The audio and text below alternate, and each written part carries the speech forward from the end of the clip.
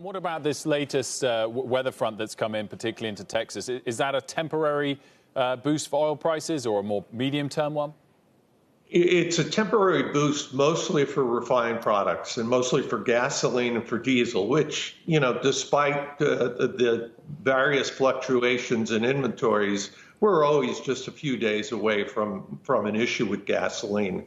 Now, we're going to have bad comparisons with last year in terms of price and in terms of demand, and that's going to impact gasoline. But the refineries will get back up and running. I mean, we don't anticipate that this is going to last much further than the weekend. And if anything, it probably calms down some of this incredible demand for crude oil, which is mostly paper demand, by the way, but could transition into physical demand beginning in the second quarter.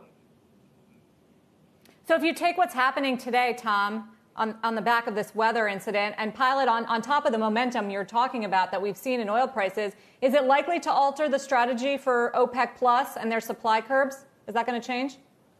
Well, that's going to be interesting. And that is the big pivot point, because right now you have the Saudis and the Russians getting along. But as Woody Allen once said, the lamb will lay down with the lion, but the lamb isn't going to get much sleep.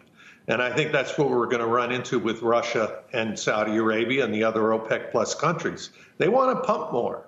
And right now that's scheduled to take place April 1st. And this is very, very still precarious in terms of demand.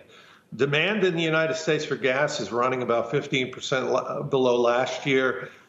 Jet fuel demand is somewhere between half and 2/3 of what it was last year. And those numbers don't look like they're going to change until we get an awful lot of people vaccinated.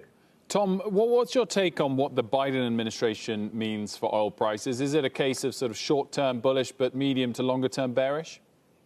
I think short-term, a lot of executive orders and a lot of things that are going to impact prices or supply and demand for perhaps 10 and 15 years, but very, very little impact on prices in 2021. We're already scheduled for some SPR sales of crude out of the Strategic Petroleum Reserve.